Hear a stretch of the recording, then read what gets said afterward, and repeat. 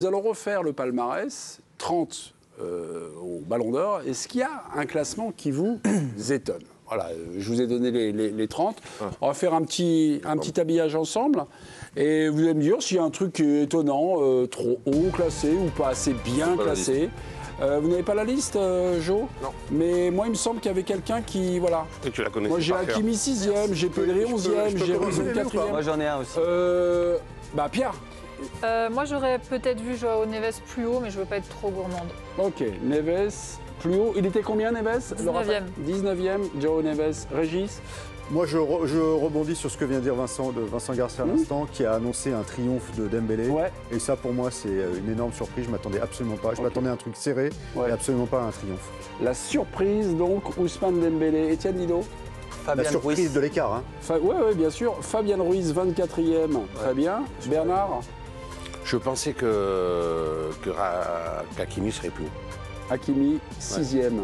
Jo? Je suis surpris. Oui, Hakimi, c'est une surprise, mais moi, c'est surtout Pedri, quoi. Pedri, 11e. Ouais. Pedri, 11e. Non, mais après, on surfe sur des vagues, moi, je trouve. Je suis désolé, mais par exemple, moi, Vitinha, je trouve qu'il fait une saison énorme. Pour moi, c'est pas au-dessus de... Il n'y a pas 8 places d'écart entre Pedri sur la saison et Vitinha. De retrouver Pedri à la 11e place, pour moi, Pedri, c'est tout ce qui correspond au football, en fait. Et en fait, pour moi, le Ballon d'Or devrait récompenser aussi cette caractéristique-là. Et de le retrouver à cette position-là, ça me paraît incroyable, en fait. Ça a été le cas dans une période récente avec Rodri. Rodri, l'an dernier, qui a été, lui... Oui, non, mais je veux dire, et quelque part aussi, oui, d'accord. Luka Modric. Je parle de celui-là, de classement. Là, pour moi, 11e Pedri. Non, mais j'essaie de te consoler parce que je te sens chafouin. J'essaie de détendre l'atmosphère, de te faire sourire. À le penser. Je n'y arrive point. Moi, je trouve ça, si franchement, je trouve ça incroyable. Si Pedri avait gagné la Ligue des Champions, il serait peut-être 3e et Vitinha 12e, 11e. C'est peut-être ça qui fait la différence aussi, puisqu'ils sont quand même excellents. Donc le palmarès, c'est très important. Ouais, je pense. Oui, bien sûr. Je te dis que la Ligue des Champions, c'est dans les critères, les pas trophées remportés. Bien sûr, pour moi. Pour moi, c'est pas bien sûr de dire que le palmarès, c'est si important. C'est dans les critères. Non, je te parle de la Ligue des Champions. C'est pas la même chose. Deuxième critère. Hakimi, 6e. Vous pensiez qu'il allait, on va dire, peut-être... être sur le podium. Hakimi 6e. Oui, parce qu'il a fait une saison absolument exceptionnelle et que c'est vrai qu'on pensait tous qu'il serait au moins sur le podium, quoi. Et moi, je l'aurais plus vu. Mais après, là, on parle de caviar et caviar, encore une fois. Mais si on est un peu chafouin, moi, je pensais, oui, qu'il serait sur le podium, Hakimi. Étienne, vous, c'est Fabien Ruiz, 24e.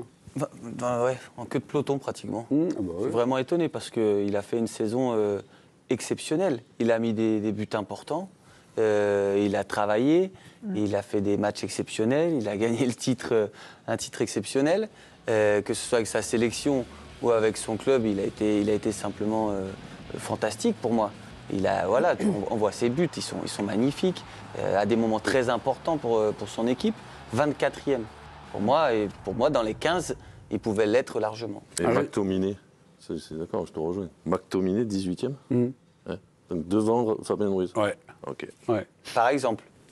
Ouais. Non, mais c'est... Ah, c'est vrai, c'est après, difficile. Fabien Ruiz, il paye, je pense que Fabien Ruiz, il paye la durée de son adaptation au Paris Saint-Germain qui, je pense, laisse un peu des traces. Et c'est là, ces derniers mois, que les gens commencent à prendre conscience de ce que c'est au niveau du football. Mais tu vois, il avait cette image de diesel, en fait. Il a eu du mal à démarrer. La saison dernière, il s'est blessé à l'épaule, ça a duré assez longtemps. Quand il est revenu, il a eu du mal à vraiment montrer son football. Et je suppose que c'est ça qui paye aujourd'hui. Pour moi, il a été aussi important que les deux autres. Bien sûr. Vraiment. Mais bien sûr. Enfin, je les mets à la même hauteur. Meilleur joueur de Serie A, il a offert le titre à Naples. Oui.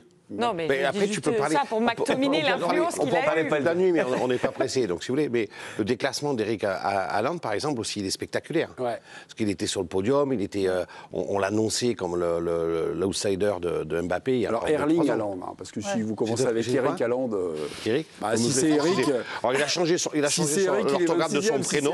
C'était pas de A, alors il a rajouté le nom de famille de jeune fille de sa mère derrière.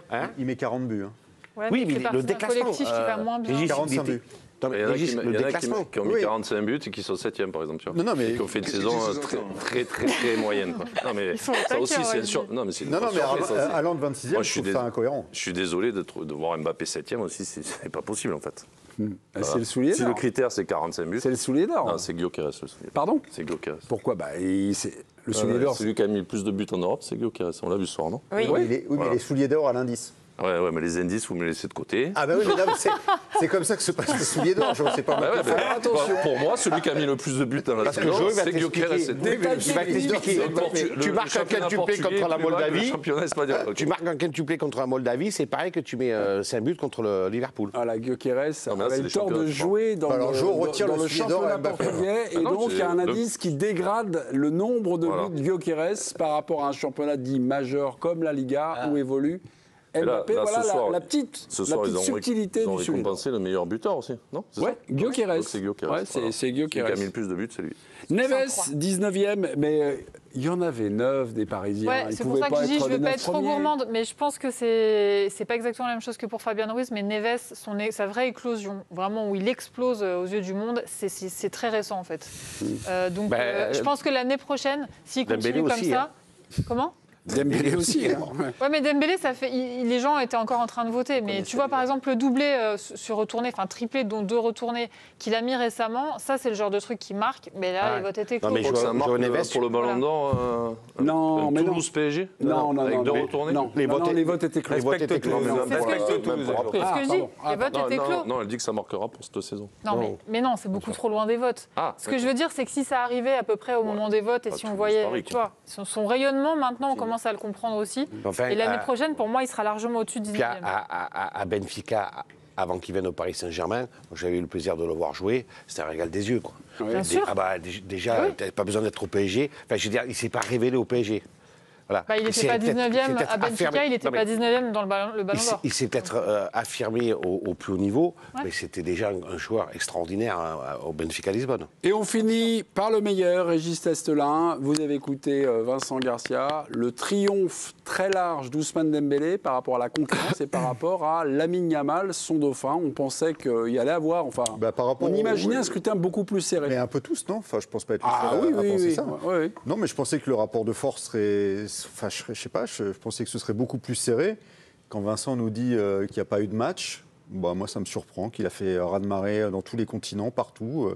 Unanimité, carton plein. Mais bravo à lui, hein, c'est magnifique. Mais alors, je m'attendais vraiment pas à un truc comme ça. L'importance d'une victoire en Ligue des Champions, puisque Ben Doué qui a ouais, émergé mais- encore un peu mais plus sur le tard, il est 14e. C'est fou qu'il n'y ait pas de match hein, entre je dirais. Dembélé et Yamal quand même. C'est fou qu'il n'y ait pas eu de match. Ben Donc alors, c'est à ce point-là, la victoire en Ligue des Champions, elle te... Enfin, Mais vous voulez pas le croire. Vous voulez mais pas non, me mais croire. si, je... Vous voulez pas me croire, vous voulez pas me croire. Je le crois d'autant Donc plus. ça veut dire que les mecs ne regardent pas les matchs en fait.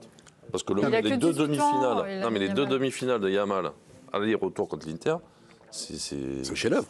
C'est un chef-d'œuvre quoi. Ouais, mais il est éliminé, donc. Ah oui. Ah mais il est limite. Pardon. Hein.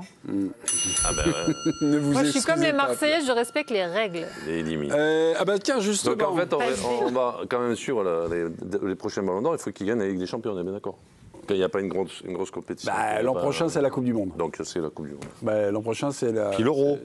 Il y a l'euro qui Oui, compte donc aussi, une année sur deux, c'est... c'est que la Ligue des Champions qui compte. Ok. Ben oui, mais Voilà. c'est pas nouveau. D'accord. Dembélé, donc. Belanov, quand il gagne en 86, il ne doit jamais être Ballon d'Or. Le meilleur joueur d'Union soviétique et de très loin, c'est Alexander Zavarov. Mais qu'est-ce que je te dis? Ils viennent jouer une finale de Coupe des Coupes au stade de Gerland. Ils mettent une 3-0, une pile monstrueuse à l'Atlético de Madrid. Après, il brille avec l'URSS et c'est lui qui est Ballon d'Or. Et le mec qui doit être Ballon d'Or, et le meilleur joueur d'Union soviétique, c'est Alexander Zavarov. Et à un moment, les gens, ils regardent ces matchs-là, quoi.